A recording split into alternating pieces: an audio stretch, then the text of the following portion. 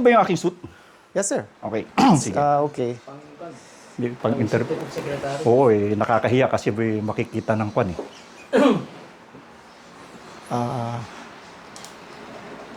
Dito lang po ako para ma-monitor ko rin yung Sige, video. sige. Gaano kaiksi lang ang sagot ka? For every question, how kind? Yung as concise as you As concise as possible. Yes, sir. Para ano. Okay. So, let's go. So, good morning po. So, we'll go through the questions now, no? Can you talk about your organization right now? Okay, about TAPI, What is the Treasure Hunters Association of the Philippines all about? Okay, TAPI stands for Treasure Hunters Association of the Philippines Incorporated. TAPI was incorporated in 1970. I think it started around January. And this is an answer. This is an answer to another organization that was established in 1969. The first organization that was treasure hunting organization that was established in 1969 was called the Maharlika Treasure Hunting Group. And the Maharlika Treasure Hunting Group was organized by the late President of the Philippines. And they called their diggers as rangers.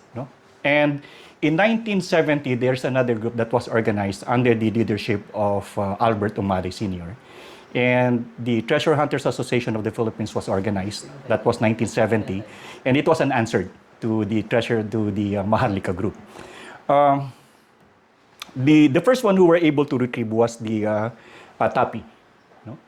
They were able to retrieve the Golden Buddha at Baguio General Hospital.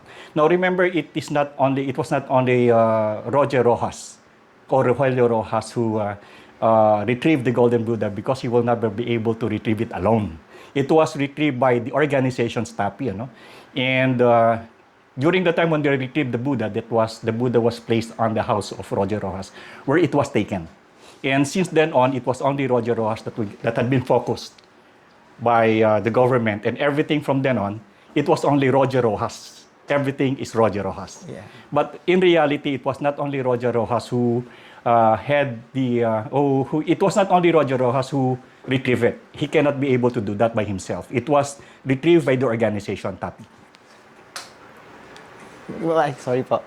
Wag po may electric fan kasi maririnig sa mic. Yung magiging ano siya, ugong. Magiging Static. ugong. Opo. Okay. So, what was the motivation behind the formation of TAPI? You said earlier that before TAPI was formed, there was already a healthy interest among Filipinos to look for treasures that were left behind by the Japanese after World War II. Well, I would like to correct the word treasure. There is no such thing as treasure in the Philippines. There were, let's say, trophies of war. Let's say trophies of war that was been brought to the Philippines from the 12 nations in Southeast Asia. Remember that during the war, the protagonists, let's say the Japanese, they were able to conquer 12 nations in Southeast Asia. And from then on, of course, we know that the ultimate goal of war is the trophies. That is the ultimate goal.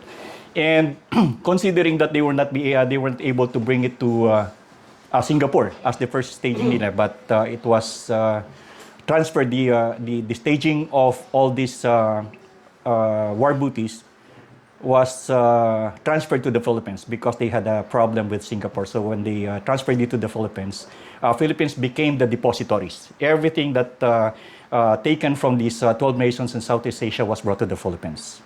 And that was the beginning of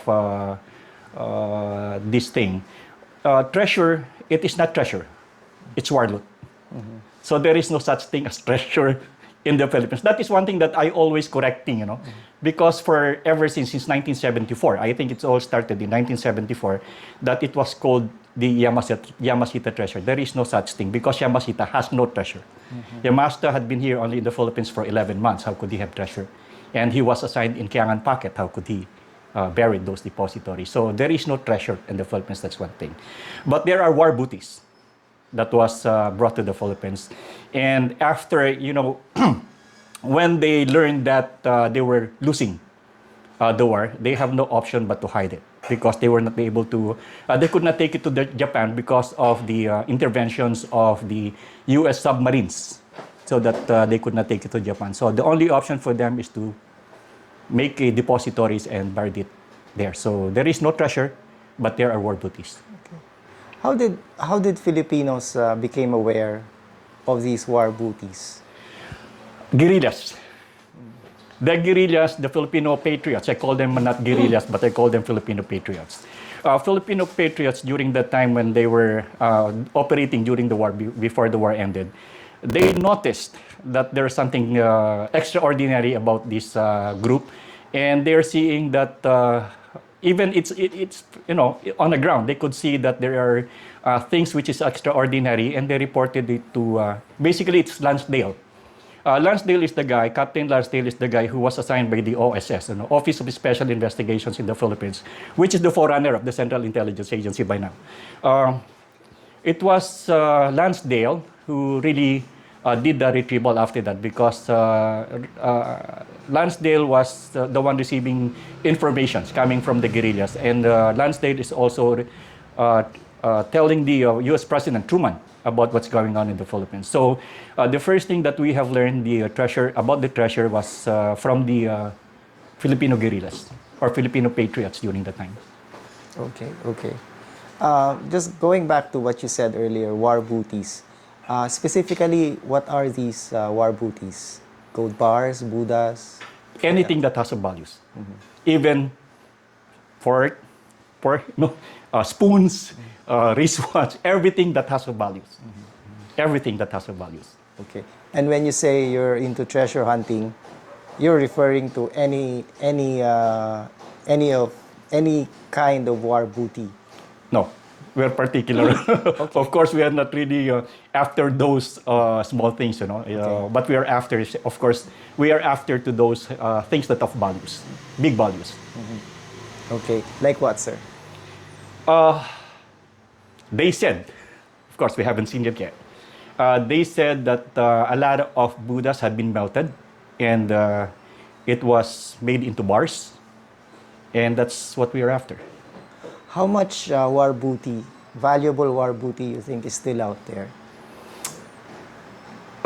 If you will believe on what Peggy and Sterling Seagrave, on what they had written on their book, Gold Warriors, they said that there are 15 major depositories in the Philippines. 175 major depositories in the Philippines. And taking from what the Soldiers of Fortune saying that they have retrieved 30, so there are more. And I believe that there are also some other people who were able to retrieve, but of course they do not reveal it. But I know 3 persons so far who have made to retrieve at least 3 depositories, major depositories. Aside from major depositories, there are also minor depositories. When you say major depositories, the 175 major depositories are basically depositories for the imperial household. But the minor depositories are basically for the lower level of the echelons. So it means that if the imperial family could take booties, why can't we? So in other words, aside from the major depositories, we also have minor depositories. Okay. And some of probably those retrievers are taking the minor depositories, not the major depositories. Okay. So the major depositories haven't been discovered yet? Still there. Okay. I read reports that there are at least 17 more golden Buddhas out there. More. Okay. More. So can you talk about those 17 Buddhas? The 17-footer? No, I mean or the 17 Buddhas? The remaining Buddhas. Oh, it's more than 17 Buddhas. In fact, there's one site. There is one site, according to the Seagrave, and the testimony also of Benjamin Balmores, who worked as a valet for Prince Takeda. He have seen everything and the Tunnel 8, There is the depositories which we call Tunnel 8. And Ben Balmores, who was a valet to Prince Takeda, were able to go with him in those depositories and have seen a lot of it. Not only 17. 17, when you say 17, we are only more, because The rest of depositories, there are depositories in Laguna, there are depositories in Batangas, there are depositories in Cavite, and most of them have Buddhas. You talked about a 17-foot Buddha. 17-footer. Yeah. What's that all about? I have read, because like what I said, I do a lot of things for many, many years. Uh, it was told that there are still two in here in the Philippines. Two of them are here. How certain are you? I mean, that these Buddhas, these Warbooties actually exist. Oh. What are your reasons? What are the reasons behind your convictions that these are true? Real? Yes. The golden Buddha that was retrieved in Baguio City. No one could deny it. No one could deny it. So if there is one example, like for example, the golden Buddha that was retrieved in Baguio City, then probably there will be more. And it is certain because one thing which is also funny is that those people who retrieved the golden Buddha, they also took one bars, each of them. I know it for sure because there's a living witness that told me his father took one and they hid it somewhere. Until now, it's there, it's still there. And those are parts of those bars, gold bars that was in the Baguio General Hospital. Those people who retrieved it, they took each one of them one piece for their own to keep. Okay. Sir, has there been anyone from your organization who have found valuable Warbooties aside from the golden Buddha and the gold bars? Can you talk about them? No one will tell. Okay. Why? Okay. The government. Okay. There is always this fear. There is always this fear that the government will take it from them. Basically, most of these are illegally done because they do not get permit coming from the government. And there is always this fear among the retrievers that the government will always take it from them. So I know it for sure because when I was in Manila, a lot of people come to me with Warbooties. They will show it to me and they will ask me to do something about it. But I keep on telling them that I have nothing to do with it. If it's not mine, I don't want to be responsible for it because it's difficult. You know, a lot of people will get interested on you if they found out that you have it. So most of these people, even though they retrieve, they will never tell. Okay. So can you talk about the challenges of treasure hunting in the Philippines besides bureaucratic issues with the government? Are there any other challenges? Say the expense, for Logistics. instance, the cost of Logistics. treasure hunting and the uncertainty of the entire venture. Number one is logistics. A lot of Filipinos who are billionaires, when they do treasure hunters, they become millionaires. Yeah, it's true. And some of them go bankrupt. Some of them have been asked by their wives to get away from their house. You know, they've been thrown out from their house because they finished all their resources in doing treasure hunting. Logistic is number one. Aside from logistic, which is the problem, there are also problem with understanding of what these things is all about. You know, a lot of people when they see, there are signs of depositories, and then they will go on. Of course, that's their premonitions, you know, and only to come out that there's nothing. So ignorance also is one of the factors, you know, not knowing the truth about what really happened. So they think that if there is a sign, they do the digging, we call it hukay kamote, and some of them died. Some of them, a lot of retrievers died because of they're passionate and ignorance that causes death.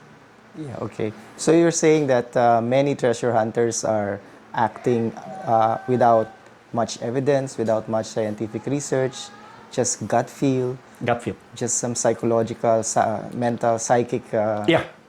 belief. Okay. Somebody dream of, they said that there's, what do you call it, maiden or whatever, a white lady or whatever, and tell that there is they dreamt that they have a gold in there. And that's it. That's it. And they end up losing money, of course. Losing life, Life, okay. sometimes. Okay. Sometimes. Can you talk about, the risks involved? Like, How do you lose a life? How do you die when you do treasure hunting? Traps. There are sand traps that when you go in and when you touch something, the sand will just pour in. Water traps that when you touch something, water will come in. Most of them. And poisons. Poisons. Cyanide. How do they? So it's a booby trap, no? Cyanide. Yeah. Cyanide works like this. There are about capsules, cyanide capsules. One here is hydrochloric acid, and then here is a cyanide powder. It goes like this, even. So when it becomes unbalanced, either the hydrochloric acid will go to cyanide, or there's the cyanide powder will go to hydrochloric acid. It will whistle, and boom, and then it will be smoke. Second to die. I have a guy with me whose brother died in this cyanide. This guy is also dead by now, but he also experienced to be poisoned, and he was lucky because they were able to extract him from the hole. Mm-hmm. He almost died from this hydrochloric acid, the cyanide field. Okay. And I think I have 3 bottles of it, but my friend lost it. I have 3 of them. Okay. So I told him, I know it has to be even all the time. That's even all the time. I also have capsules aside from the cyanide one. I also have a lot of capsules. I do not know what kind, if they are medicines or what, but I have them. But I could still get some of those. Okay. I have friends who are hiding some of it. Okay. So from what you're telling me, no, treasure hunting entails huge risks, no? You can lose your fortune, you can lose your life. So why are people still into it? Passion. People like you. Okay. Passion. Okay. Can you elaborate, sir? Almost all human beings, or let's say that you always have passions for something. Some people have passions for cockfighting, some for drugs, photography and everything, But once you get into this thing, it pulls you. It pulls you to it. And one thing with this is the thrill of knowing the unknown. There is always the excitement. There is always the joy of knowing the unknown. And when you go into this thing, knowing whether you will be getting something is always there. And it pulls you. And it's exciting. It's exciting. It's hard. There is a possibility that you will die.